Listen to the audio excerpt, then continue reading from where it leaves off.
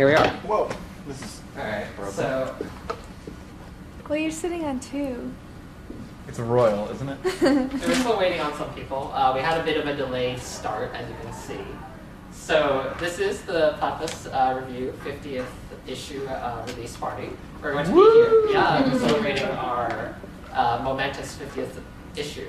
We're going to be here for an hour, Skyping in and talking internationally with our members from Europe who have been contributing and working to the in regards to the PR since its inception, some of them.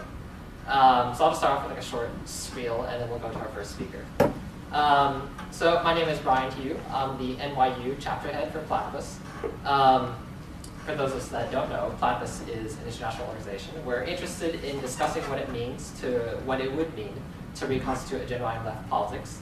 The idea is that the left is right now in a state of impasse, and that the way by which we can sort of consider this, that to get around this impasse is that we need to kind of have discussion, debate, as clarifying of ideas that were once clear in the past but are no longer as clear as they once were. For example, we try to ask questions, sometimes provocatively, as why the left has not achieved the vision of an emancipatory society as it once articulated such visions. Why is the history of the left something that was once seemingly more clear, but today seems something that is opaque and weighing down upon us? So these are questions we're interested in addressing, and to this extent we organize panels, public fora, teach-ins, reading groups, and weekly coffee chats. Our organization began in 2006 during the anti-war movement, responding to kind of a politics that we saw as symptomatic of this impasse of the left. The organization began in Chicago. Since then, we've expanded internationally even. In America, we have chapters now in New York, Boston, Philadelphia. In Canada, we have chapters in Toronto and Halifax. That's just North America. In Europe, we're in the UK. We have a chapter in London. We're in Frankfurt in Germany. Vienna in Austria, and Thessaloniki in Greece. We also have one chapter in Asia, in South Korea. But we're growing. In the US, we may soon be in Tennessee, Ohio, and Pennsylvania. I was talking with one of the organizers for, I was talking with one of the organizers for Ohio the other day. And yesterday, one of our new Pennsylvania folks was just here for our last event. Pittsburgh, that's right. So we also will be starting a new chapter in Athens soon. And we might even be starting up in Dublin from what I've heard, though I don't know too much about it. But today, what we're here for, as I said, is to celebrate a specific aspect of our project, the Platypus Review. It's our regular publication. It was established in November of 2007. Since it started, we've published now 51 issues technically. It was a little messed up with the schedule. But this is a landmark, and we want to celebrate the PR as something that's just not part and parcel of our project alone. That's on the contrary, it's something that's at the core of what we seek to do. What we're interested in doing is hosting the conversation. Our hope is to put perspectives together that on the left that would never be in dialogue otherwise. The idea is that this can shed some light on the state of the left, why things have come to be this way, why there's a blockage, one might say. And to do this, we want to provoke discussion and debate, sometimes courting our fair share of controversy. The Platypus Review is at the heart of our project. It's our form in print as far as we seek to host debate and discussion through the panel events we organize. I don't know how many of you were at the event we had last night, the inaugural event of our international panel series, Radical Interpretations of Present Crisis. The Platypus Review is where we seek to do this, where we seek to host the conversation, as we say, through the printed word.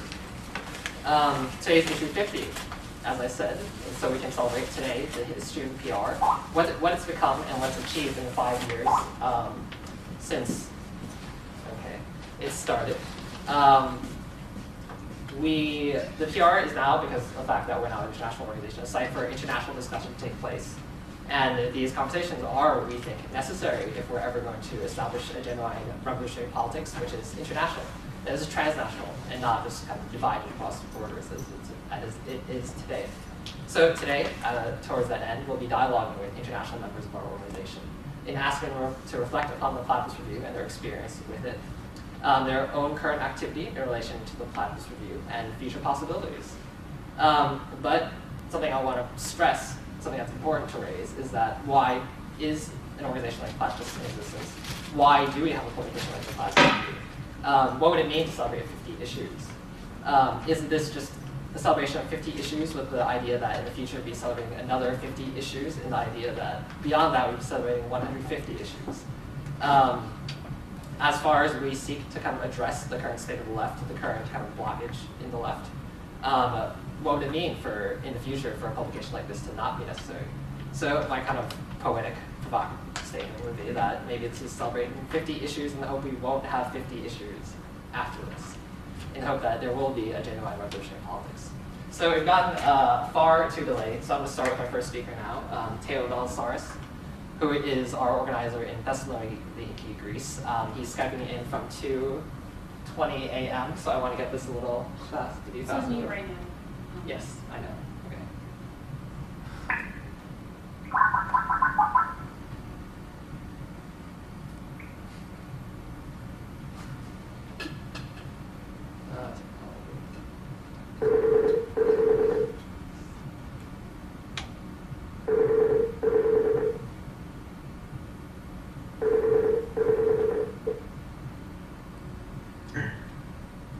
Hi, Teo. Hi. Can you see us? Hi, Teo. Hi, Teo. Hi, Teo. Hi, Teo. Yes. Okay. Can you hear me? Yes, we can hear you. Great. Okay, so this is Theodoros, like I said, our organizer in Greece. Okay.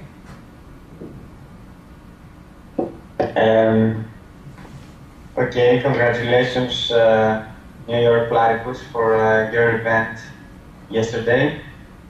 And congratulations, Platypus Review, for 50 issues. It's probably weird that someone is awake so late at night, but I couldn't say no to Brian. Now, many apologies about how late it is. Who is such a good comrade. Okay, let me say some things about the Platypus here in Greece. We have our chapter running since last year. This year we have a primary reading group in Aristotle University of Thessaloniki. We have our coffee breaks every week, and also we're preparing an event, a panel about democracy and the left, which is going to take place in a month.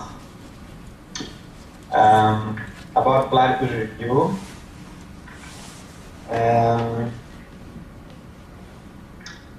how we have engaged with Platypus Review.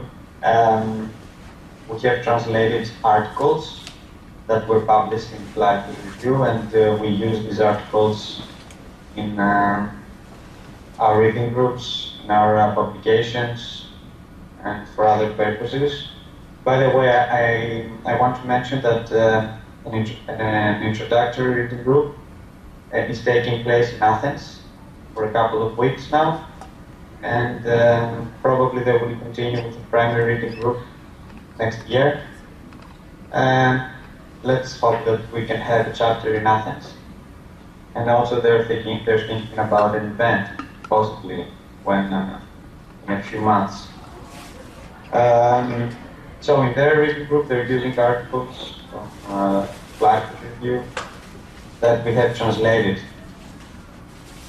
I have published an article in Platypus Review about the situation in Greece. I participated in a panel about the Eurozone crisis when I was in Chicago, and the transcript was published in the Platypus Review.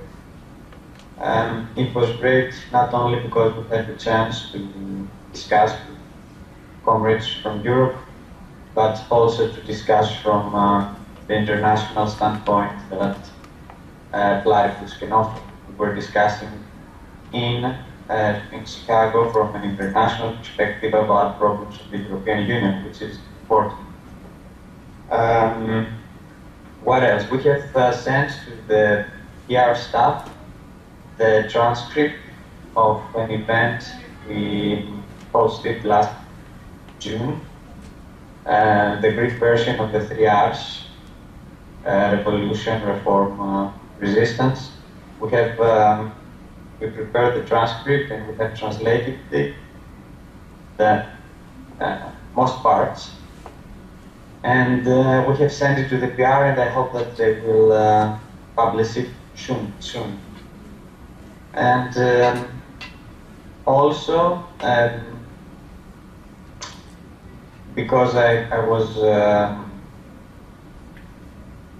a book tonight before engaged with Platypus in the past, I have asked Janet Bill to write an article about the relationship of Bookchin with Trotsky, and hopefully it will be published also soon. I don't know what else you want me to No, it's fine. mention. No, it's great talking to you. Yeah, Okay. seeing you. No, great seeing you, Teo. So have a nice evening and party Yeah, you and should get some everything. sleep. It's as I said, it's 2:30 now in Greece. Okay, it was great seeing you live. You had the chance even via Yeah, Skype. So that's great. bye. Bye. Bye. Bye. I can never do that. Okay, so that's Teo Valsars from Greece. So now we'll move on to our next speaker, who is Jerzy Sobota from Germany. He's our organizer in Frankfurt, Germany. And he has contributed to the PR. He wrote an article called Rosa Luxemburg's Corpse. And there were several articles which came after that responding. He was also on this panel, which Teo mentioned, addressing the European crisis with our European members. They were here in Chicago and they spoke about it. And yeah, he's going to talk about also, I believe, some of the articles that they've solicited in Greece, or not Greece, Germany.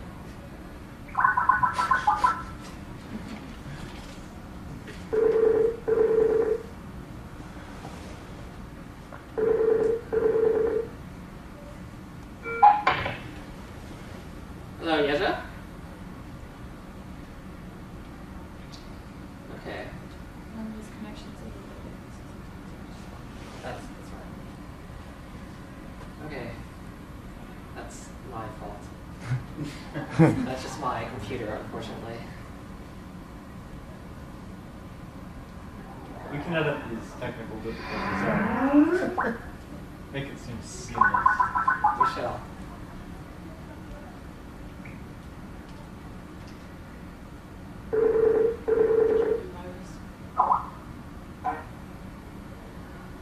Hello, Jerzy? Yes, hello. Hello. So it's working. Am I the first one? No. It's working. Can you hear us? Yes, I can hear you guys. Okay, so this is Jerzy from Germany, and I'll let him take it away. Okay, hi. Am I the first one, by the You're way, the or second one. Teo was first. Teo's first. someone was laughing? Okay, so I mean, as I only have very limited time, I'm That's just gonna give you a very quick idea of what like Platypus Germany is about here. So I basically started the whole project here in Frankfurt. I spent a brief time, about a year in the States, about 4 years ago.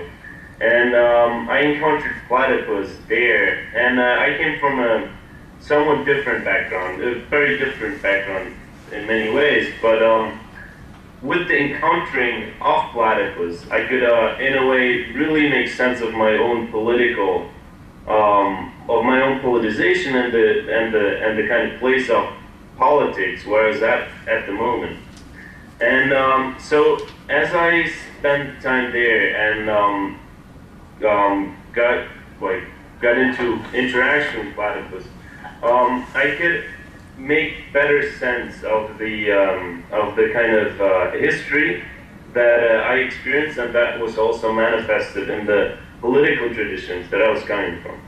So at the moment where I stumbled upon Platypus a few years ago, it was still very much a project that was confined to the US pretty much. And so for me, the first question was, well, I went back. Is there any way or any possibility and opportunity to make sense of my own my own kind of transformation and my own process of thought and thinking about certain problems in Germany. I think like one of the most important aspects for me actually trying to start this project here is that I thought that in many respects it would clarify a lot of the history and especially the historical moments that more and more got lost here in the perception of the German left. So you have this like kind of weird idea that in the country, very much of like Marxism, especially of its traditional period in the Second International, there's some sort of, I don't know, I would say smartism involved, that, you know, that there is some sort of like deeper insight in what the left is and like the ideas of the left because of that kind of legacy that is provided, not only through Marxism itself, but also, I would say a big deal and like a big impact would be the Frankfurt School and its legacy and its kind of like impact on the conversations that happened on the left since really the 50s and 60s when its institute was established here. So I think by really contrasting it with the experience of the left in other countries, a process can come to light in which there is the possibility that there will be a bigger self-understanding of the German left in terms of its own historical trajectory and also of the kind of deep breaks that it took during the last century, really. So in terms of, because this call is more geared also as on the Platypus review, I would say I could like exemplify this more with the publications of two articles. One stems back, it's actually, I think it was published about 2 or 3 years ago with the title Communism in Israel. That was an article that had somewhat of an impact here on the left and still kind of shapes the discussions, although less so in like nowadays. But I felt that so we had that one, and then very recently there was an article by Stefan Grigat, and those both come from a tradition that's called the antidote tradition, which of course now I can't really go into. But what I found very interesting were the reactions that both articles actually caused on the left in other countries. Namely, recently there was an answer on this in the Weekly Worker, the publication of the CPGB in Great Britain. And I found that there is some sort of very obscure recognition that the antidote poses, which is in a way hard to kind of trace that, especially with all the crankiness involved.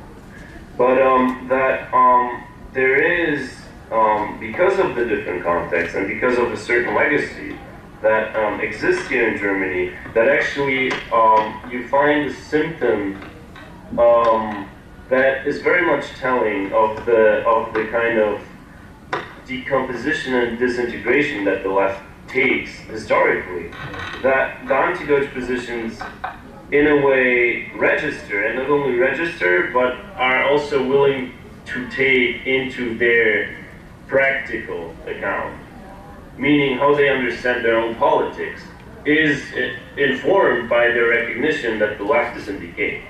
And so I think that a publication like the Platypus Review, what it can really do is to create this sort of international interactions in which those debates, on the one hand, can be like relieved from their, let's say, regional or regionalistic obscurities, which are definitely there, and also like put them into a broader context, in an international context. And I think that those sort of interactions, that's really the PR can and has caused in the past, can provide some sort of clarification on the problems that we experience today. Okay, thank you, Yezha. Thank you guys. Well, have a good event. Have a nice night now. No, it's like 1:40 in Germany. I have to apologize to all our European members for Skyping them in so late. But okay, so have a nice night, Yezha. Bye, Yezha. Bye, guys. Bye, Yezha. Have a good event. Okay. So final when they next get off the speaker. phone. It's like they're gone. Actually, it's funny. The format of this event is effectively moving from the time zones in Europe farthest away towards the ones that are closest. Yeah, if we could get Derek, then it would just be like, he'd At be up least in like, 12 hours off, which makes it. yeah, we don't have anyone to come in the morning. Actually, And Pablo. It's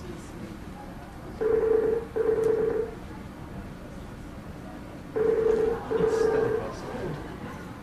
Okay. Hello, Steve. Yes, hello. Apologies for the delay. Oh yes, here we are. Oh, I'm sorry. I just disconnected the video.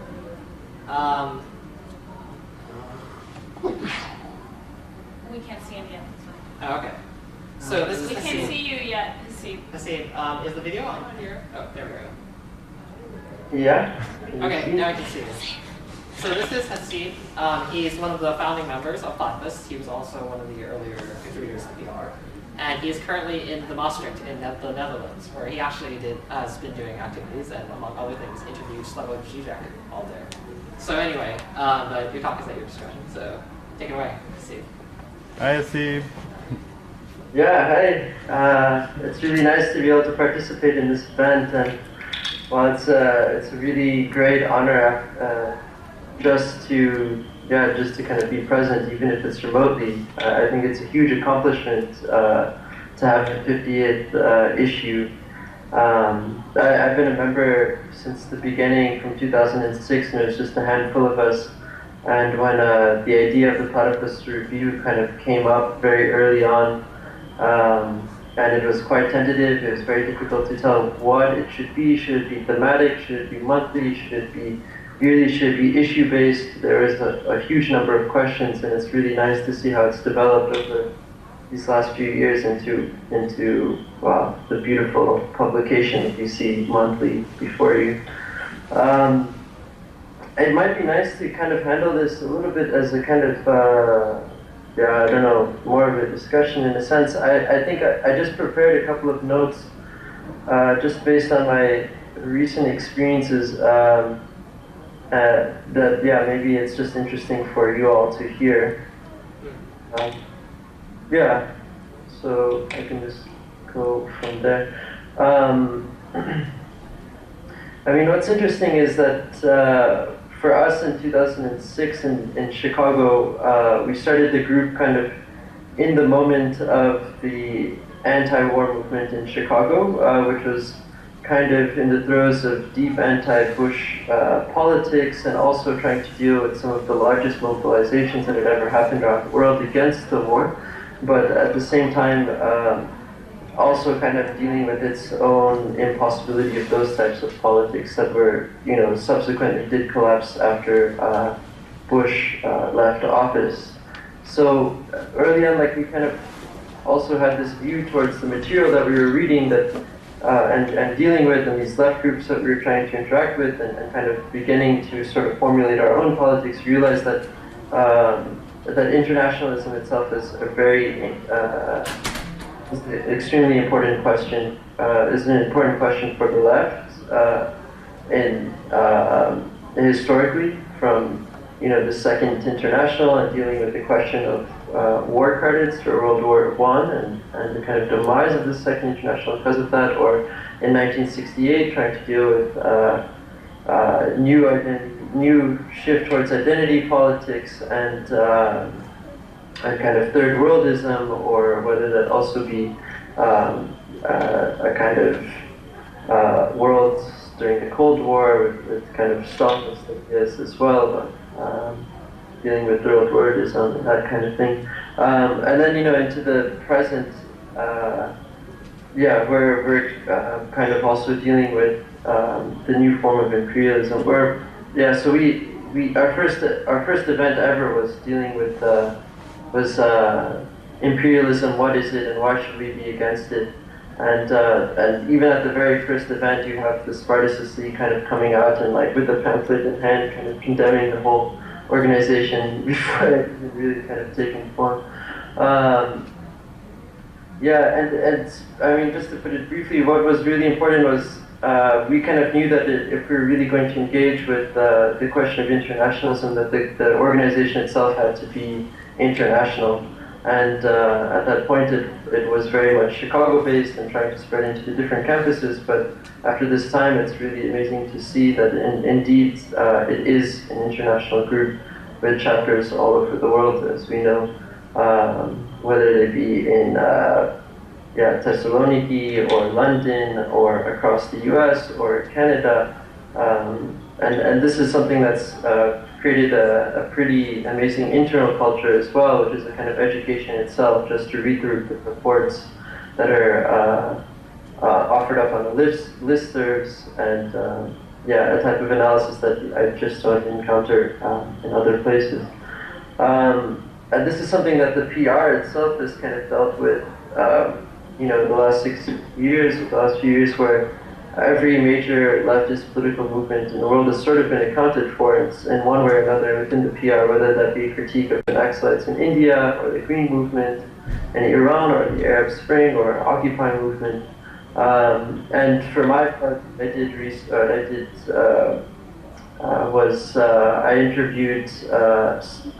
Slavoj Žižek, Slovenian philosopher and political theorist here at the Jan van Eyck. I think it's issue 42, and Slavoj kind of when he came to the Jan van Eyck because there was a type of crisis that was unfolding in the Jan van Eyck itself, which was in the Netherlands itself. And the Jan van Eyck is a kind of post-academic institute for research, theory, design, and fine arts. I'm also an artist, so this is why I'm here. But this institution, along with many institutions in the Netherlands, are being kind of swallowed up by sweeping funding cuts to culture funding. The Netherlands, historically, always had huge state apparatus for funding the arts. And when the far right-wing political party, the PVV, came into power, one of the first things they did was cut funding to the Jan van Eyck and other institutions, saying that art, in fact, is a kind of left-wing hobby.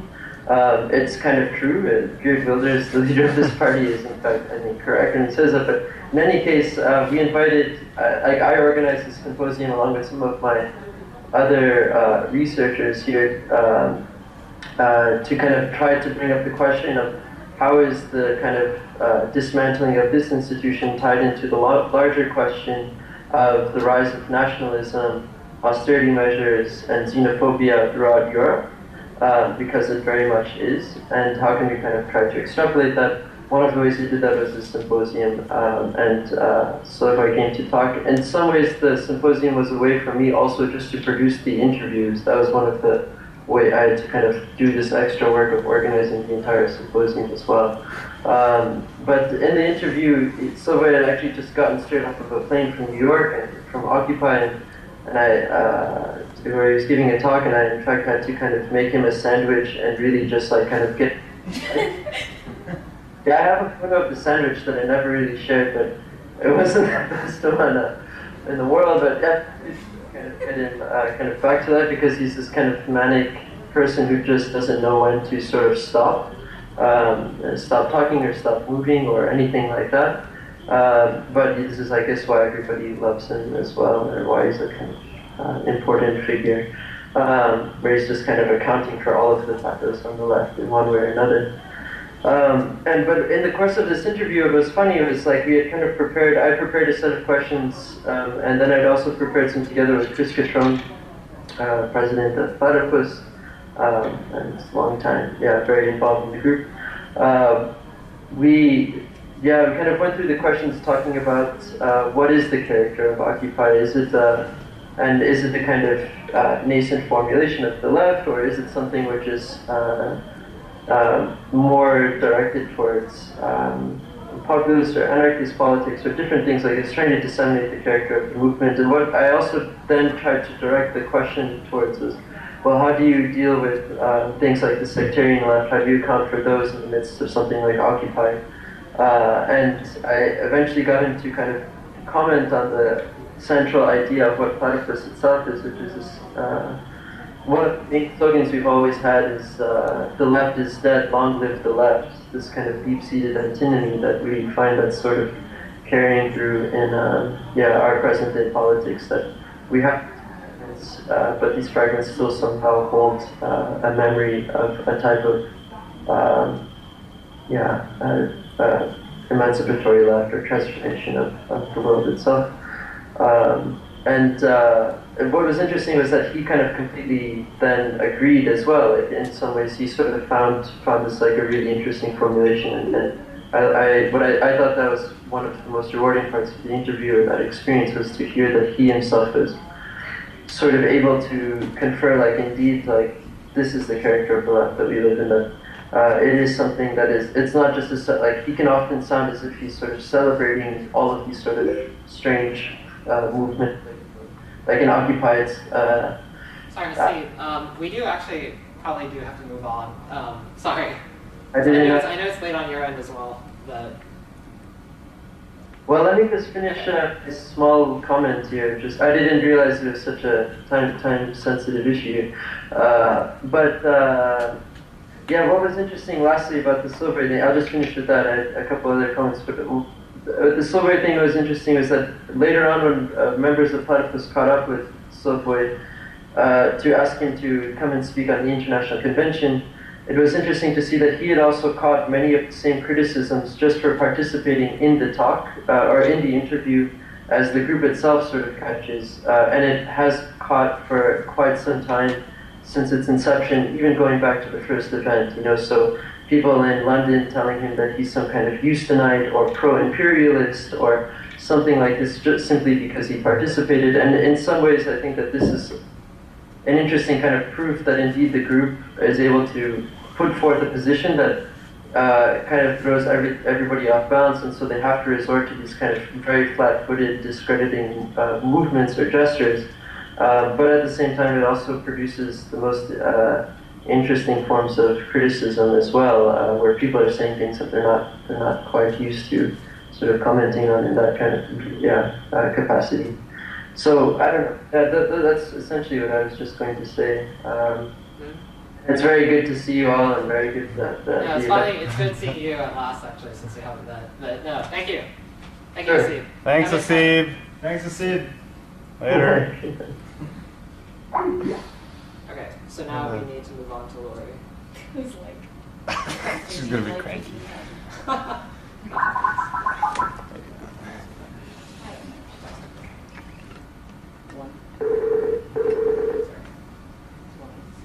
Alex will be playing video games in the background.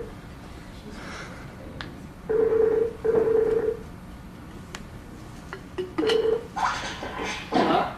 Hello. Hi, Lori. Hi, guys. Can you see us or hear us? we can't Yes, see I you. can hear you Yeah, now. we can't see you, though. Okay, there you Yeah, there go. we go. Hey, Okay, Lori. So this is Lori Rojas, Hello. one of the editors of Platypus Review. She's also one of the founding members. She, actually, to introduce her, if I could say, her kind of movement kind of echoes the movement of the organization from Chicago to New York and now to London.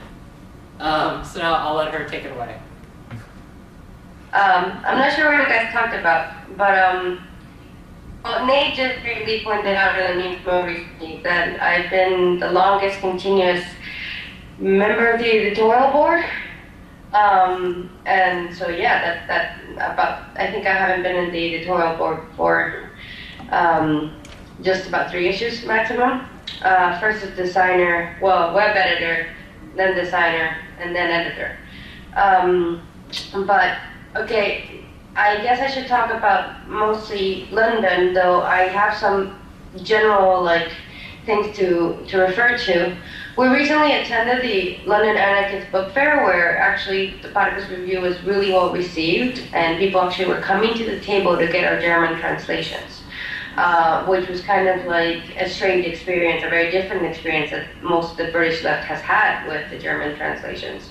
And especially the Brigard article, the Stefan Brigard article, which is an Austrian journalist and from the end, what we would call sort of a soft anti-German milieu on Iran, actually came in through a discussion after a reading group, after a series of discussions after the reading groups. You know, you go out for drinks after reading groups, and we had sort of an anti-German ex-Fasces Vi editor attending the reading group with Johannes.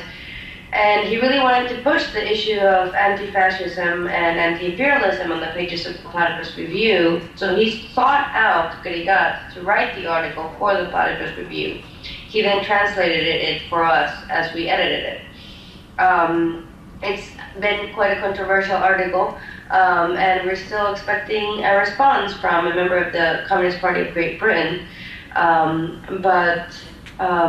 With that, I think that it was interesting to just experience people actually coming to the table at the Anarchist Book Fair to pick up our German translations. Besides that, I think that there's three very important threads that I can see sort of conversations, like in hosting the conversation that on the Platypus Review that I'm really sort of proud of. One is all the stuff on Occupy. I've seen several people talking who also come to us to pick up the stuff that we've had on Occupy. We've had several articles, interviews. Zizek and Graeber were interviews that were about Occupy, and among other articles and translations, transcriptions of our own panel. But I guess finally, all the stuff around Karl Korsch, translations, articles, responses, debates, have been really influential for people here. These are things people have told me. And finally, for me, I think one of the most powerful things that the PR has put together is a conversation around London. We have more than a dozen articles specifically addressing the relevance of London today, and actually much more. It would really be interesting to look back and just carefully look at all those articles and what threads are there. I think that is sort of a really powerful legacy that we've built. And the best example of that is the Lenin and the Marxists left after Occupy, which is transcription of a panel from the convention, which included a member of the Communist Party of Great Britain and a member of the IBT debating on Lenin and Occupy, which was transcribed in edition 37. But besides that, I don't know what else I could add, except here's to 50 more issues. We're not to 50 more issues. Yeah. Oh, maybe if we're lucky, by 2017, but we'll see. That's right, which is what London works. Okay, well, let's talk to Bye. Putting this together. Bye. Bye, Lori. Bye, Lori. Bye, guys. Brian, just an update. Yes. Cengiz is ready to talk if you want, just something brief. Okay, why don't we Skype him in now? Okay, cool. I don't know why his Skype status is New York City, but... He's a poser. New York City poser. He's still here in spirit. Yes. Okay, so this is Cengiz Kulak from Austria. We had a little difficulty reaching him, which is why there is such confusion. Hi. Oh, here he is. Hello, Cengiz. Can you video or? I tried. Wait a second. So couldn't work. Okay. I tested my camera, but it didn't work here now. I don't know why. So I just can't talk to you. Okay. So again, this is Cengiz Kulak. Do you just want to take it away and go from here? Yeah, I can. So, yeah. I think Brian asked me to talk about how I came to Platypus, basically. So, I did a student exchange in New York City last year, last winter semester and summer or spring. And when the Occupy protest started in October, September last year, I was writing an article for the Students' Union magazine here in Austria. I was writing a critical article about what was going on in New York, and I sketched up this slogan, the left is bad, long live the left. And somehow I think Ross Googled this again, and then he found my blog where I posted this article, and he contacted me and invited me to the reading group, and so I came to Platypus, and it was quite interesting because at the same time when I was writing this article, some friends here in Austria talked to me and said, hey, look, there is a group which is kind of interesting, organization which is kind of interesting, having a lot of interesting readings going on and hosting conversations, and yeah, so, and there was a member also of Platypus who's in Vienna now, and he was in New York 1 year before me, and some friends in Vienna linked me to him, so yeah, I tried to stay in contact, and we met also in the summer, and I think, yeah, I'm still trying to keep contact. So if you have any questions, just ask me. So. Okay, we're actually going to move on to the next speaker, and we're going to actually have to change some of the order, but yeah, thank you, Angus. Okay. Sorry for the confusions and the communication. Talk to you soon. Okay, don't worry. Hopefully we see you soon all, and yeah, have fun. Great hearing from you. Good party. Good talking to you. Bye. Bye. Bye. Okay, so if it's fine, we're actually going to switch the lineup. Originally, we were scheduled to have Brett talk next as kind of the New York editor, and then we're going to have a sequence of our editors-in-chief, the past editors-in-chief of the Platypus Review, of which we had 3 that were scheduled to speak, but one of them needs to leave at, 7:15 in Chicago. So if it's fine, I'll Skype him in now. So this is Nate. I don't know, Brian. We had an order. Order.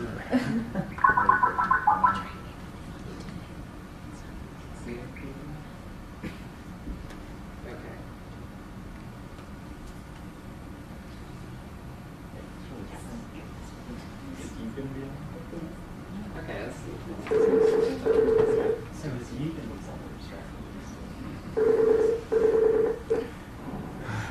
Hello, Nate. Hey, what's up? How's it going? Good. Okay. Good. Are we doing Yes, video? we're on. Can we do video? I can do it.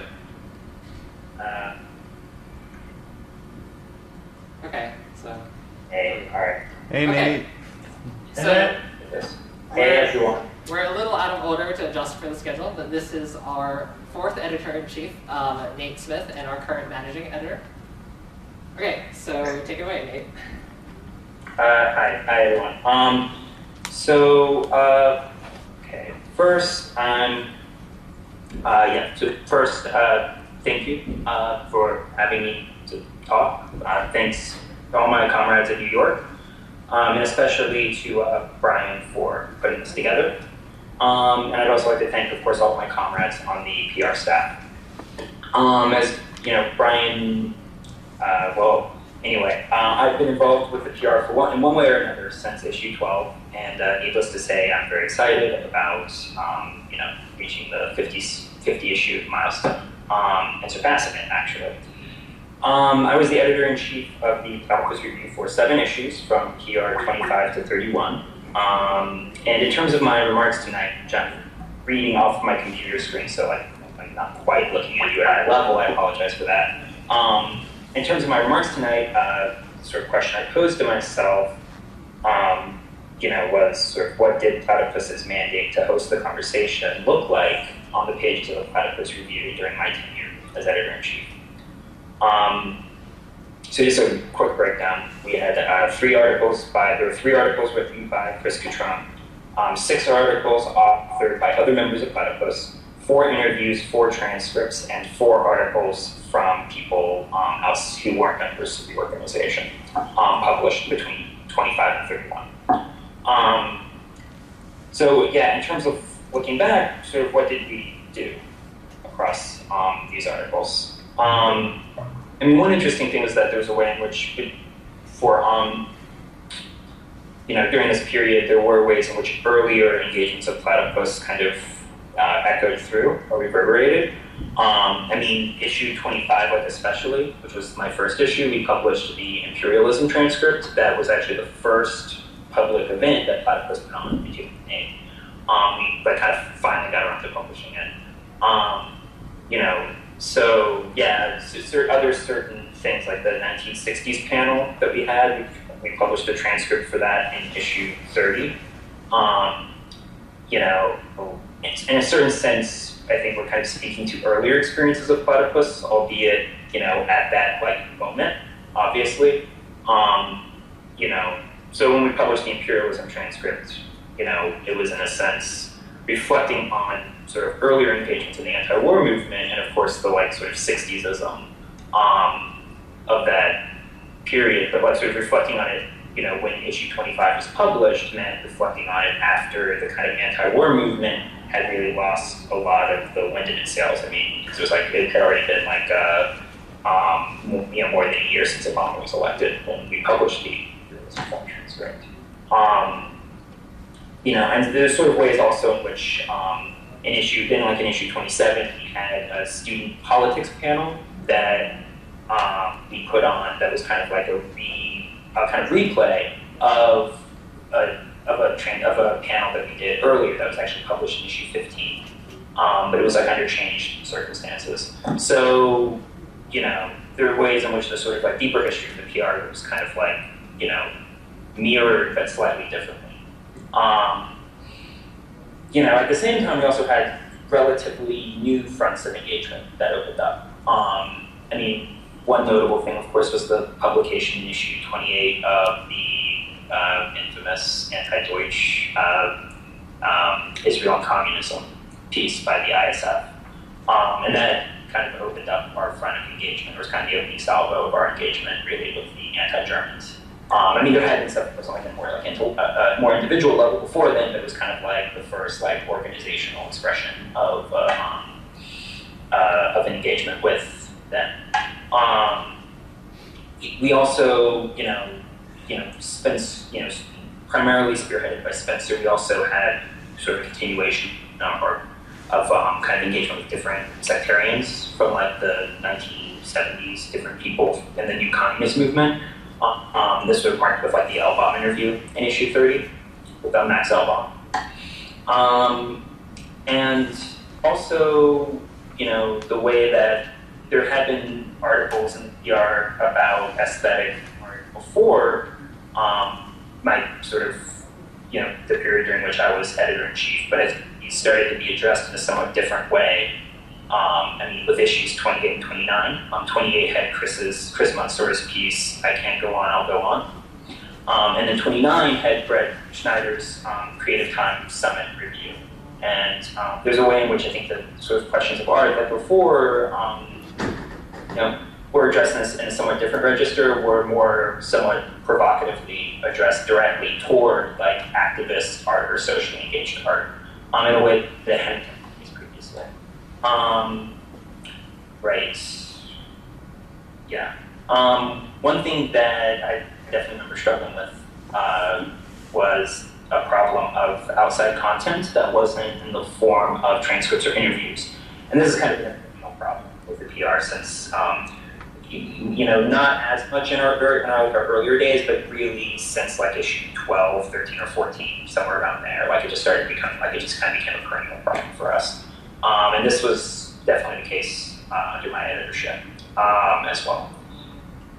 We published 4 articles that were from outside content, but of those, 2 were book reviews from people who were kind of in our soft milieu, and in that sense didn't quite maybe pull the weight that we would have wanted outside content too.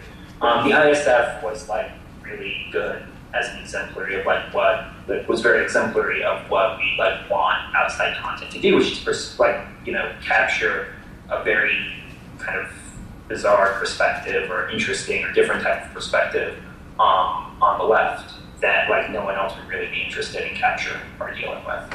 So in that sense, the ISF was like exemplary.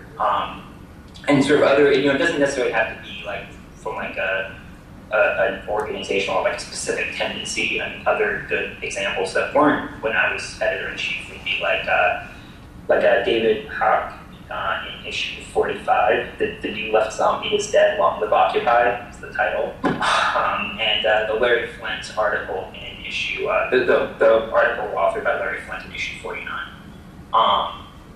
Were sort of, both of those are idiosyncratic in kind of the best possible way, I think. So, yeah, I mean, one major problem I think during my tenure was that there wasn't a lot of strong outside continent articles. And that was made up for partly, but not entirely, by the panel transcripts and interviews. In terms of like other things that were, in terms of like what was successful, and I guess maybe like what makes for a successful article, I think is primarily in terms of what the article like has led toward, has opened up for the organization, rather than sort of where it came from. So we call the PR a forming print, but it can be misleading if we think of it simply in terms of kind of providing a record of something that's already been accomplished. Let's see. I guess maybe another thing to say is that this was there was quite a lot of writings published by members of Platypus while I was editor-in-chief. And that was something that I feel kind of ambivalent about now. There's definitely, I feel very good about the pieces on art in issue 28 and 29 that I already mentioned, Christmas, Swords, and Breast. Some of the other ones, looking back, are more problematic. Marco wrote on Chavez in issue 25, and not so much because of any specific thing that, not so much because of what Marco said, but rather because of a kind of lack of follow-through, which isn't just like Marco's responsibility. It's not just him, just in general. I mean, that article was planned to be kind of like the first in a series about like politics in South America, and two interviews basically fell through that we were planning on like publishing like the next like month or two after Marco's thing. So it's just kind of like seems like kind of a one-off piece, and it would have been a lot stronger. But in retrospect, it would have if you had like other things following up on it. Right. I guess a couple more things and then I'll wrap up. I have a class I have to get to, I'm afraid. In terms of curation, which is a question of sort of like what articles we put into a single issue like together. I don't feel like I was able to curate as strongly as I would have liked in terms of like intentionally. Like oftentimes it felt like I was kind of running with what I had, kind of making the best of it for a number of issues. Not for all of them. I mean, I feel like issue 26, which had the Jairus Banaji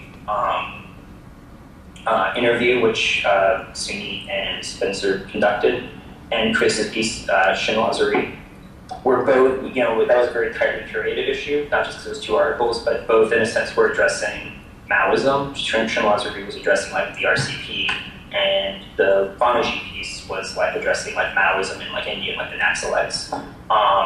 So I think issue 26, issue 28 in sort of a different way, I think were well curated.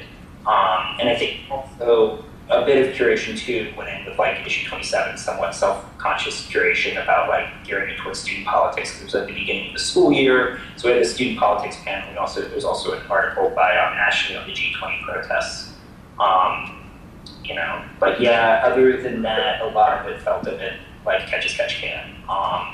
In terms of curation. So I think that which is slightly different than saying like whether the issues were good. There are plenty of issues that I think were very strong, that were good issues, but not ones that I kind of felt like we sort of like self-conscious and curated by the editorial board or even like myself. I'd say that the strongest issue under my tenure was 28 because of the ISF piece, and it also had the Chomsky interview and Chris's art piece. I can't go on, I'll go on. I think that's the strongest issue under my tenure. With probably issue 29 is a pretty close second. So yeah, I'll just sort of say that in closing, and I guess sort of what I've tried to maybe highlight in my remarks today with as many specific examples as I could squeeze in, that the history of articles in the PR should be a place for people to turn when considering how to pursue engagements now, whatever those engagements might be.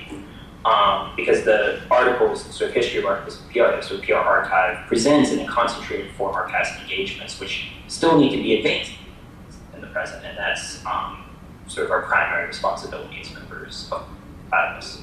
Right, so I'll just sort of, I guess, close on that sentiment. And I don't know if you guys have been taking questions. I'm happy to do that if you want, or... why don't we just let you run to class? We're a little behind. Yeah, okay. No, I'm sorry about the delays as well. Don't worry about it. It's nice to see you all. Take care. Take care, Nate. Bye, Nate. See you. Okay, so now we're going to run in a bit of a detour. We're going to have Brett next. Brett as representing our New York staff in some fashion. Brett, would you like to just come up here? Yeah, do you want me to sit at the table? You're going to, it's up to you if you want to sit down. Oh, it's so weird being in real life. Yeah. You can Skype in from the phone. I know I should go sit in the other room. Yeah. You can just do that. Yeah, your face isn't going to be as big as theirs. Yeah, my voice isn't going to be as amplified. Probably. So yeah, I'm Brett. I've actually been an editor for maybe half of Platypus' existence. What was that? Can we cure your three-dimensionality? Yeah, we're trying to be as flat as possible. Yeah, so I've been an editor for about 25 issues, almost exactly half of Platypus' existence, the last half of it. And Brian asked me to talk about Platypus' art engagements, which have been long-standing, about as long as the review's been around, since the first 2 or 3 issues, I think. First one with Marco's review of Platypus shows, I believe, not earlier. And in a lot of ways, the art engagement is the least self-evident aspect of Platypus' project, but it's also the most natural one at the same time, which is kind of strange and problematic. I mean, it's not just because Platypus came out of an art school, partially as a concern with the Art Institute of Chicago, because some of the old left characters like Lukács and Trotsky were originally cultural theorists and moved on to be Marxists later on. But it's also because art has become, for better or worse, a large part of the political landscape today. I mean, it's a strange, the way it's manifested in the Platypus review is that it's become a really strange aspect of the animal that is platypus. It's like the thing that like the platypus animal picks up on its feet or something. It's like some weird part of it.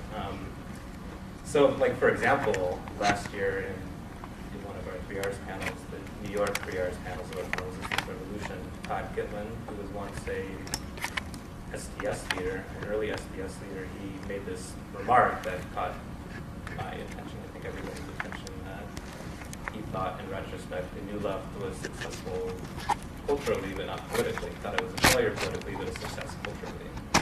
And everybody, you could kind of hear all these alarms going off in the heads of the audience.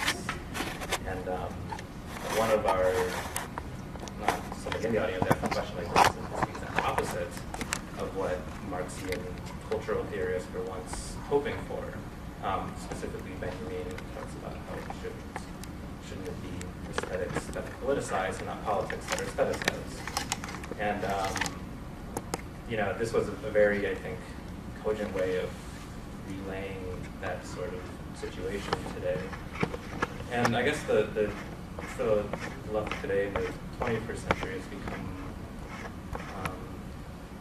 it's been interpreted in different ways. It's either been sort of regretted or lambasted by a lot of, disengaged philosophers, or it's been really celebrated by art activists. Contemporary art is very, at this point it's almost indistinguishable from situations in some ways, or at least it's gone back to that as its roots. It's kind of refound itself in the roots of situations. I think there was a remark at the beginning of Ben Blumberg's article, article on issue 6 or 8 or something. It's the epigram, the quote, Ben's quote, which is also from somebody who talks about the same sort of thing. It's we succeeded about the, we succeeded culturally, we succeeded socially, we lost politically. I always say thank God. But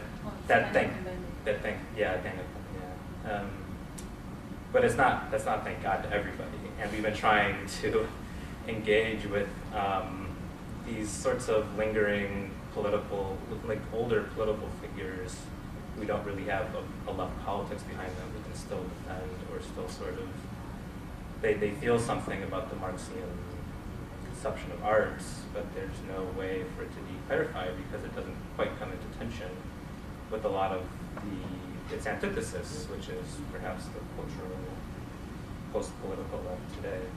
So in the Platypus review, we've been trying to put these things into tension in a way that they otherwise are not really, they're not really together. I mean, they share a landscape, like in the same way that like animals and the Serengeti do or something. They just kind of sit around and they react to each other when they encroach on each other's territory, but they don't really, they don't actually engage or anything. So we've been trying to bring about a sort of tension there, a sort of situation that is not really realized by these isolated cultural views, that there actually is a mutual constituting situation. So, I think Nate talked about this a little bit, and Nate is right, that he's, under his editor in chiefdom, he was able to bring out the more, the more engaging aspects of the art articles, because before then a lot of them had been, they were all very interesting pieces, but they were also kind of novelties in some way, and I think Nate and a lot of us tried to bring it out and tried to use these articles not so much as thought pieces, but as more provocations. I've always thought of them as like laxatives of the left or something. Try to bring about something that is like kind of, like dammed up, like a conversation that is definitely wanting to come out. So like Nate said, there was Chris's article, which is all I can't go on, I'll go on. That was actually a response to the Efflux reader, What is Contemporary Art, which was a questionnaire. And that was our second engagement with a sort of widespread questionnaire about the malaise of the cultural and political left today. The first one was the interview that me and Omer Hussein did with Hal Foster, which is a response to what is the contemporary questionnaire, which sounds really similar. And that had, each of them had a large number of respondents, which I think says something about the situation of like the overdevelopment of the thought that takes place in a political situation that is sort of getting worse, or a social situation that's getting worse. Thought is like overdeveloped or something. And then there was my article, which was the review of the Creative Times Summit, which was engaged in the strangest of ways. I think a lot of people don't know that we were almost going to participate on the Creative Times Summit, and then something fell through, and we were like, well, we should find a way to participate in this in some other way, so we decided to do the Creative Times Summit review. Since then, we have tried to, putting these things in tension has been not always very successful, on a lot of resistance, and a couple panels that Chris Mansour did were pure like art activists, and then we had other panels that were pure like aesthetics philosophers from the New York universities, and they didn't really come. There was a couple that came together. There was the one in Chicago at the convention that sort of brought those together, and there's a transcript of that in issue 40 something, 46 maybe, and we look forward to doing more of those sorts of engagements and those sorts of interactions. It sounds as though you're sort of describing a three-cornered relationship. You have sort of one corner art and aesthetics, another corner of sort of philosophy, theory, and another politics. Yeah. Yeah. I think that's how maybe some of these characters regard themselves. In some ways. I mean, a lot of our interlocutors they call themselves philosophers, and for a lot of the art activism is almost a misnomer. They just think of themselves as activists, in which art plays a role in it, just kind of naturally. Yeah. So, I think that's all in there. I mean, I would also say that these are attempts to be documents, historical. We're supposed to be like writing the history of the present. And if we don't capture all of these things in some sort of active tension, then we're not really truthfully representing the moment, I think. Okay, so thank you, Brett. We don't have to say have a nice night with Brett because he's right here with us at the same time. So You don't have to click the hang up button. That's true. Okay, so because I have to switch gears slightly to accommodate Nate's schedule, we're going to have kind of an alpha and omega. We're going to have the first editor of the PR, which is Pam, over here. And then we're going to have the current editor of the PR, which is Sunit. Am I going first? Yes. Alpha and omega. Okay. Well, I was looking at the issues that I put together. Nate put me in this, looking through the stuff that I've done. Well, if I remember correctly, I did the first 6 issues. So I also took some notes as to what the other presenters brought up. I wanted to maybe just clarify a couple of things that were alluded to in shorthand and maybe dwell on them a little bit because I think they're important moments in the history of the PR.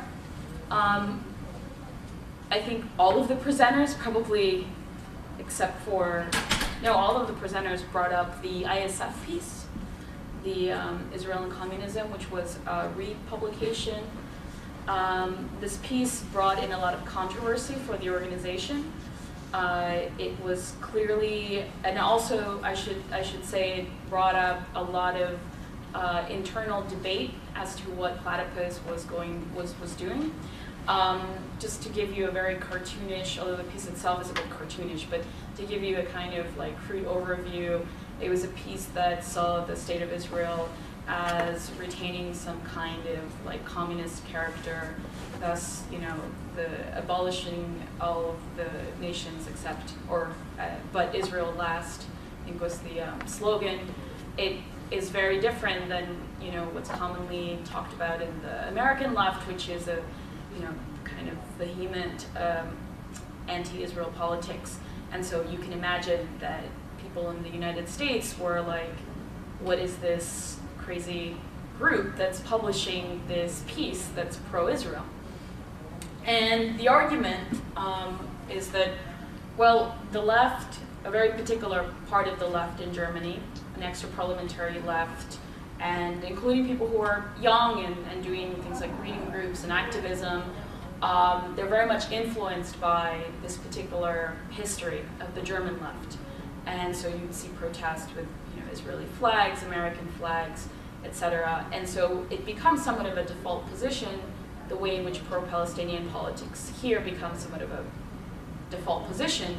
So if the PR is our forum in print, which is the way in which we like to think about it, meaning that it helps us host the conversation just instead of having a panel, we do it on the pages of the PR, then we would want to engage people who understand themselves as partaking in a leftist legacy and a leftist history, who identify themselves as leftists. And this is like a big burden that the German left had to deal with. So in order to understand what kind of problems that are present at an international level, not just at the American level, we thought that this was a necessary step forward. But like I said, I think that it brought up not only a lot of conflict for the organization as a whole, but it also brought up a lot of internal dialogue within the organization as to what is it that we were doing, what does it mean to host the conversation on the left, because obviously the knee-jerk response that we were propping up these groups was the first response that we got, and we had to ourselves sort of articulate that in fact none of the none of the articles that we've printed in the PR by our, and we can raise the issue of even the ones that are written by members, but let's leave it at the outside sources. People that have written for the PR, we're not saying that these values, these politics should be supported. But if not, then what does that mean? And if that's not what we're doing, not only in the PR, but if that's not what we're doing in our public fora, then what are we doing? What's the practice that Platypus offers? What is like, so, what is it that we're developing in terms of like a practice? So maybe we can just leave that stuff for discussion, but I wanted to clarify because everyone has brought this up. I think Nate talked about the PR being reflecting our engagements, the fronts of our engagements, and in the first 5 issues, actually, this was less the case because what happened in the first 5 issues, first of all, we just needed content. We were starting a publication, so we were trying to figure out what to get on the pages of the PR. A lot of the first articles were written by members, and some of them were written by people in our milieu. There were reviews of films and reviews of art shows, as well as an attempt to create a kind of series of articles that would be about the history of the left by the quote-unquote Platypus historian group that would deal with different moments and different places on the left.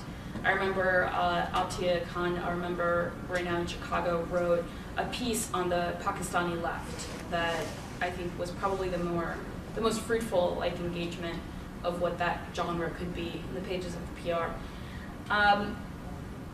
Apart from that, is it more general thoughts about the organization, especially after Brett's more kind of reflective tone, and Brian's question as to whether we want 50 more issues of the PR.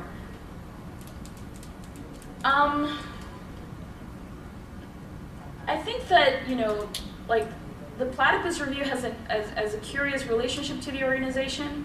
I think that it functions in different levels. I think that, yes, it functions as a reflection of our engagements. It also functions as internal education to some level. It's the way in which our members find out about our efforts elsewhere, but it's also the way in which members find out about the left.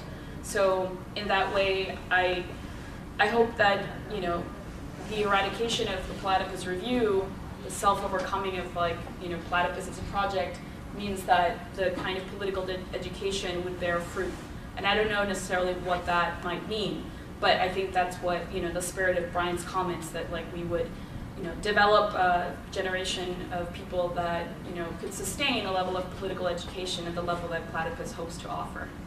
And lastly, I think that in terms of our curatorial sensibilities and why is it that we try our best to publish these different perspectives in one issue. I should mention that the ISF piece that I talked about at length, the Israel and Communism, was the one that Nate also mentioned was in the same issue as Noam Chomsky, and that was a very, I think, conscious decision. What I was going to say about that, actually, in light of last night's event, was that I think the pieces that I am most proud to include in the PR from outside sources, from outside folks, are the ones in where you can read the work and you can tell that the speaker, the writer, is really trying to ask themselves questions that they may not have previously pursued. That we actually have created a forum in which certain questions and certain problems can be asked and developed that otherwise would never come to mind of the author or speaker. When we can create conversations also in not only in print but in live, what happened yesterday, that otherwise would have never taken place, then I feel like we are actually sort of pursuing and completing and developing our mission. Otherwise, it's more of the same, and then I wouldn't want 50 more issues of the PR. But if it takes 50 more to get there, then 50 more. Okay, thank you, Pat. So now our current editor-in-chief, Sunit Singh, and our also most long-standing editor-in-chief.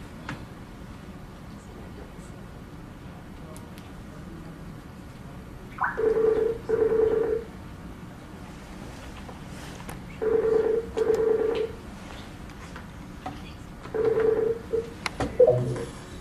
to meet. Hi, Brian. Hi, KCS. I can. I see Pam, I see Pak, Brett, Chris Monster over there. He cut his beard. Yeah. Okay, so again, this is Sunit Singh, current editor-in-chief of the Platypus Review. Right, well, I want to begin by thanking Brian for putting on this event and maybe speak a little bit about sort of my involvement with the PR and kind of give you a sense of kind of what I deal with as editor-in-chief. Although I wasn't a member of, sorry, that's Spencer is speaking to me via Skype and somehow I need to get rid of him. Good luck. Sorry, forgive me. Right, I was saying that although I wasn't a member of the editorial staff or the board at its conception, I was there at the meeting at the Reynolds Club when the idea for the Platypus Review was first floated. And in a sense, my involvement came to be more active once Spencer assumed the role of editor-in-chief, which was, I believe, around issue 11. And I was on the production side for a long time, kind of learning under Laurie and Nate and others, and have been editor-in-chief since issue 32, which now seems like quite a while ago, but largely I'd say that I want to acknowledge that the work since issue 32 has stood in some ways on the shoulders of Spencer and Nate, and the kind of professionalization they brought to the PR. And what I've had to deal with, is to think about what it means to sort of maintain the distinctiveness of the Platypus Review. And it's something that we consider with every issue in terms of what it means to fulfill our mandate. And I think often about a parallel or the analogous case of how Stuart Hall had thought about the New Left Review at its inception, or several years after its inception, which was that it had to maintain its quality of being a weird intellectual junket in order to thread together threads of a conversation that were sort of a broken conversation. And how do we sort of stave off, in a sense, the fate, though, of the New Left Review, which is to simply become yet another publication on the left 40 years on, right? I would like to think that the Platypus Review, if it continues to exist in 40 years, will have failed miserably. And so how does one turn that into a kind of a vehicle for thinking about the left today? How does that sort of impact the mandate to host the conversation, and what on earth could that possibly mean in an era in which being on the left, being a leftist, the relevance of Marxism, all of these things are things that, in a sense, not only seem counterintuitive, but also, in a sense, irrelevant. And what role the PR plays then is kind of unique within the organization in some ways. In other ways, it's an extension of its other activities. And I suppose it feels a little strange to address you all without being able to sort of have you speak back to me. But how do we avoid, as I was saying, how do we stave off the fate of the New Left Review? But in a sense, also, in what ways is the PR different from, say, other journals or newspapers on the left? Is something that, in fact, guides the editorial board in a lot of its major decisions, right? What kinds of things is it that historical materialism, for instance, or an organ like Workers' Vanguard, what kinds of things do they take for granted that, in a sense, the Platypus Review is not willing? And these are actually the kinds of questions that also lend that quality to the PR that makes it a kind of irritant to the remainder of the left. That, in a sense, we have no sacred cows. That the shibboleths all need to be demolished, right? And what that does is, in a sense, it puts us in a position where everything that we do, we orient both inward toward the membership and also externally, and it creates a kind of a question about the means and ends of the conversation that we're trying to host. And in my tenure, when I assumed the editorship, we were still very much in terms of our internal speak, was phase 2 of Platypus, which was to say that we were no longer in the anti-war movement that was central to the inception of the Platypus Review and the conceptualization of its mandate. We were not yet an Occupy. Occupy, of course, came to be something that we, in a sense, tailed behind or struggled to find a way to sort of manifest because the participants themselves so unwilling, in a sense, to reflect on their practice and as well as the sort of the politics of that practice.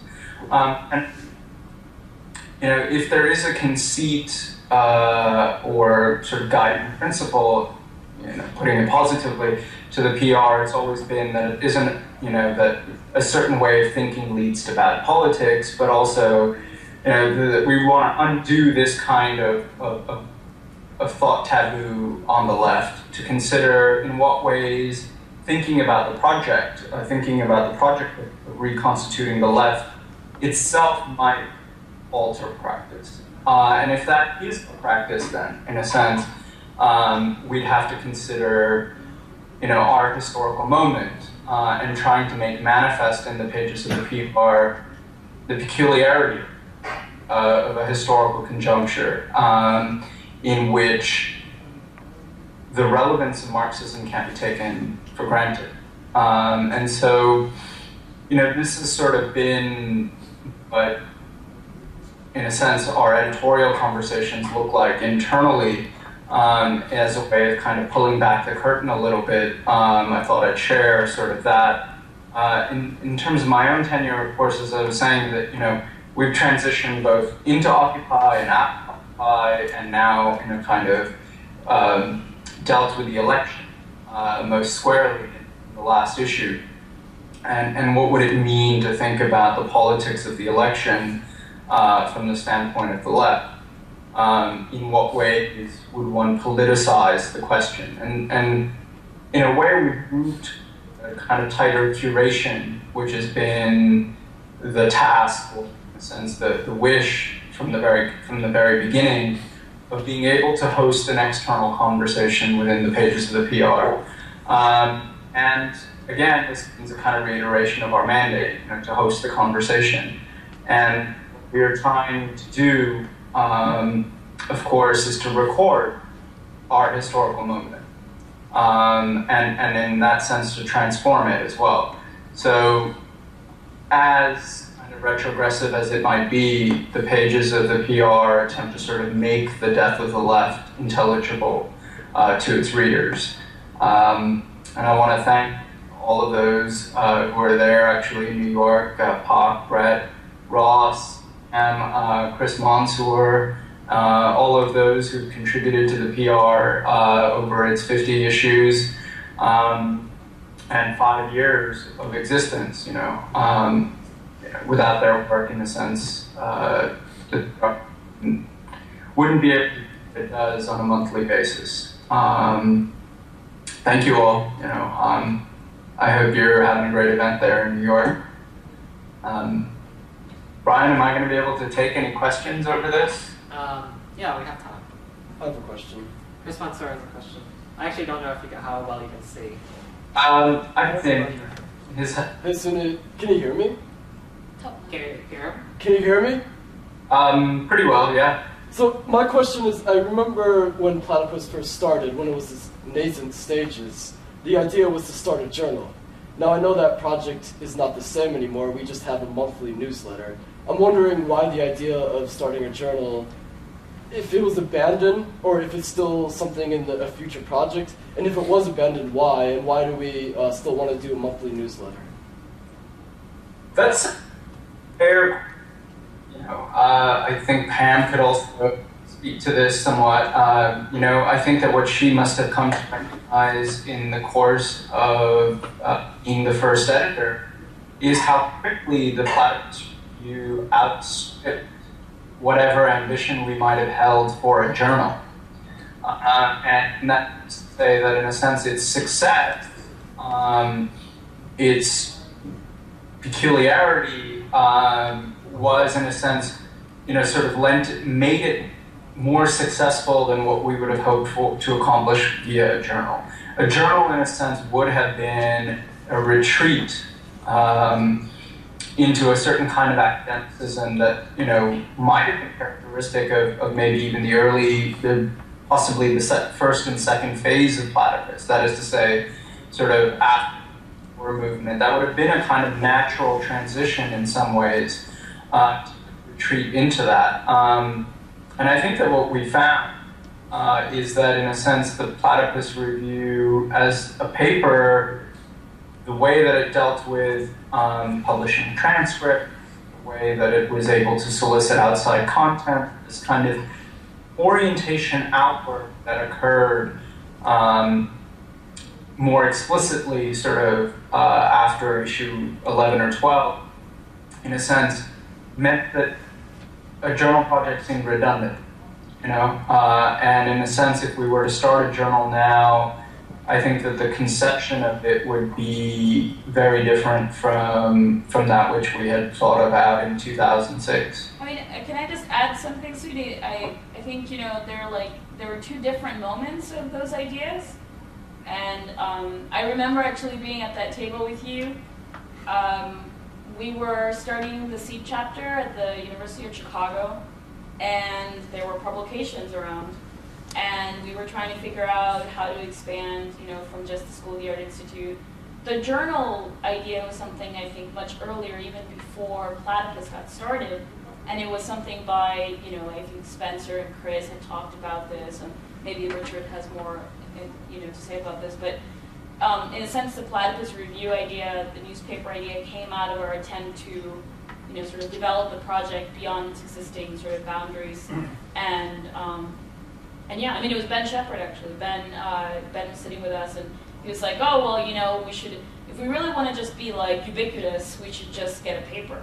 He was like, "Let's make it weekly." And we were like, "Oh, maybe we could make it monthly." He also wanted What's that? poetry and all sorts of other that sections. Nonsense fell right out when I was the editor-in-chief. But the idea was good, which is to have a presence. We didn't know, I think, the possibilities of the paper in terms of transcript, but that has been, I think, one of the most interesting and I think really good developments, that we have these events that happen in different places in the world that even our members can't attend, and that even the organizers are able to have a redigestion of the events through the transcripts. And I don't think that we conceived of that possibility early on. Yeah. There's a question from Richard. I don't think I can't turn this around so you can see him. But Well, my comment on the...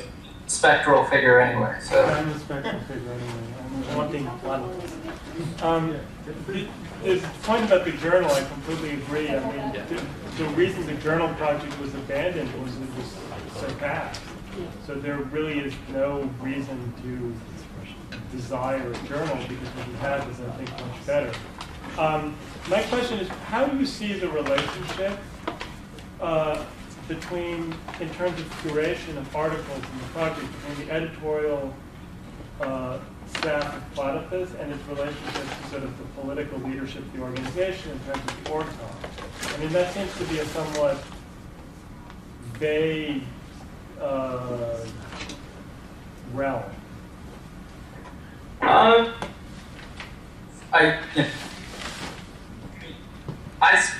The word, in a sense,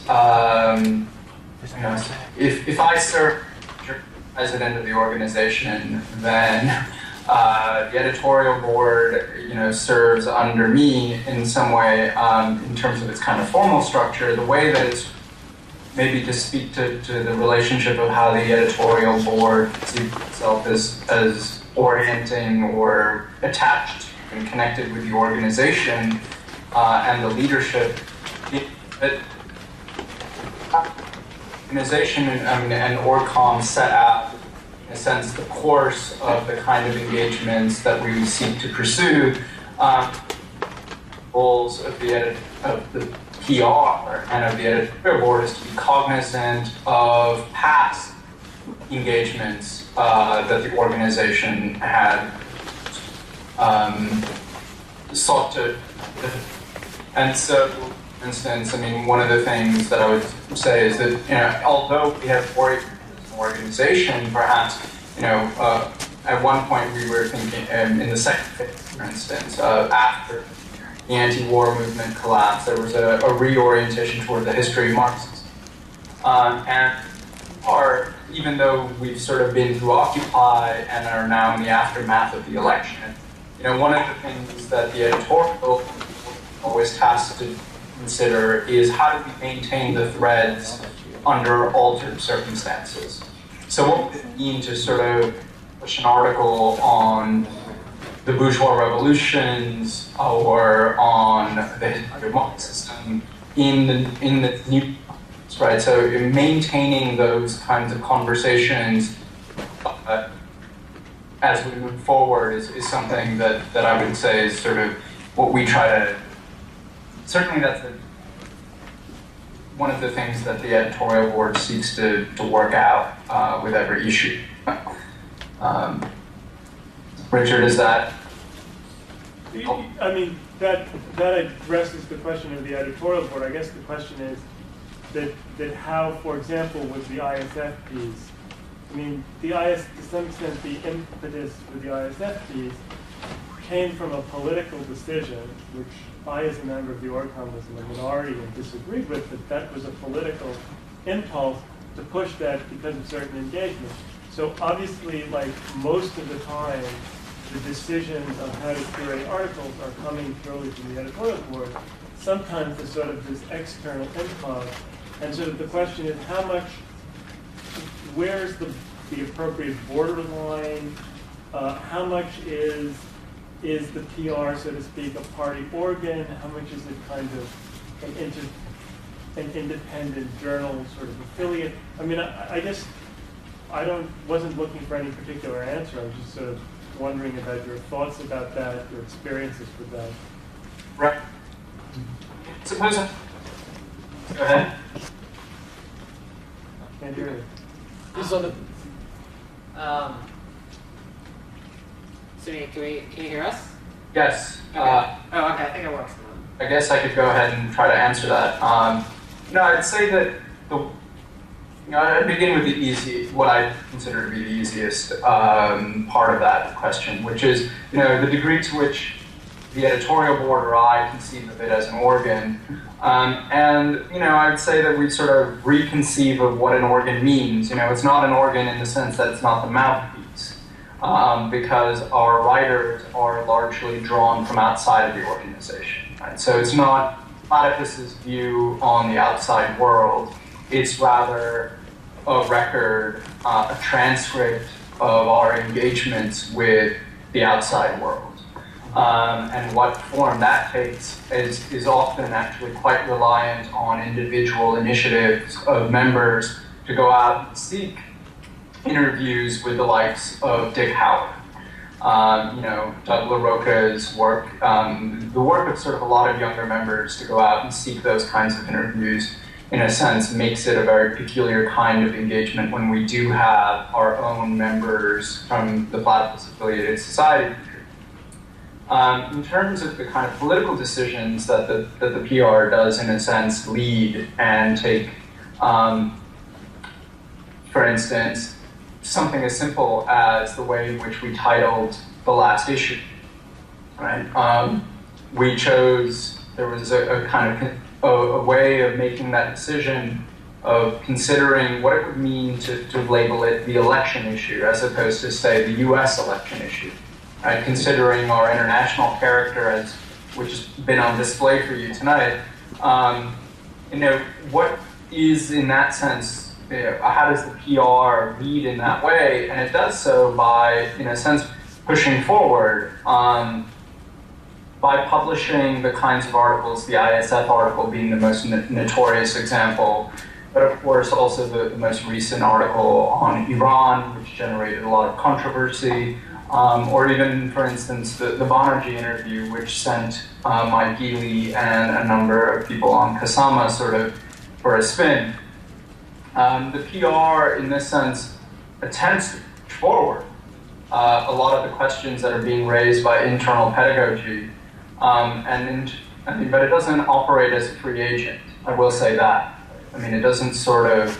A lot of what happens is in conversation between myself and Chris, and whenever articles that are going to be contentious sort of come across my table, there is a moment of consideration about how we ought to best curate the issue around it and what we hope to achieve by publishing it.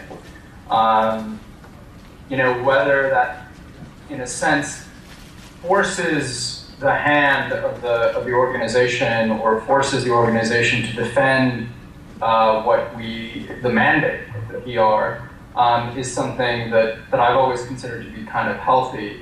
The degree to which we shy away from that, I've always considered it something of an issue within the organization. Sometimes it pushes the organization in a different way too. I think that,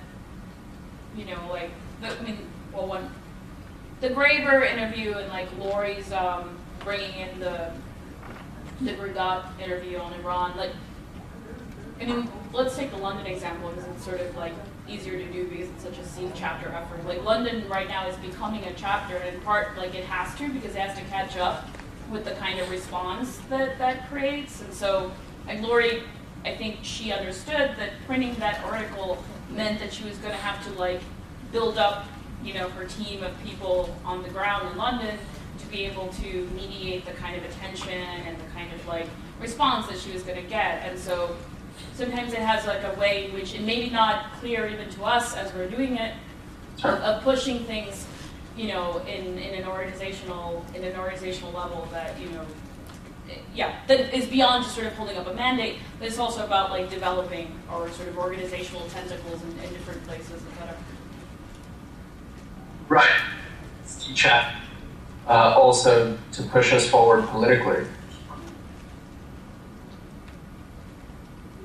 Is there anything else? Yeah, we should perhaps wrap up because it is 9. We have a space for 30 more minutes.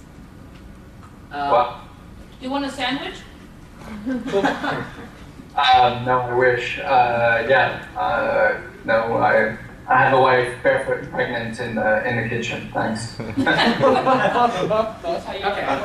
Well, I think this week, so. All right. Enjoy. Bye, Sunit. Bye, Sunit. Bye, Sunit. Okay, so as you guys saw, we had Vietnamese sandwiches, which unfortunately arrived late, which is They're why Cantonese sandwiches, you. That's right. It turns out the Vietnamese restaurant where I was getting these sandwiches is actually run by Cantonese people. Well, it's Italian bread. Yes, that's right. So these French are actually. vegetarian sandwiches. Yeah. That's the So kind of enjoy. You don't know your colonial history. All right, Brian's talking. Okay. So we have 30 minutes in which to eat, and then the plan afterwards is to head to the Belgian beer bar, Rolled and Wheat, which is on 6th Avenue and West 4th Street. So yeah. Thanks, Brian. Thank you, Brian. Bye, and good event. Okay. So why don't we just eat these sandwiches and then we can head out? So there's no pork sandwiches, right? That's There aren't any. it's just vegetarian. I don't know who had that bright idea. It's not. I was looking for meat. No, What? they're cheaper. Stop it. I know.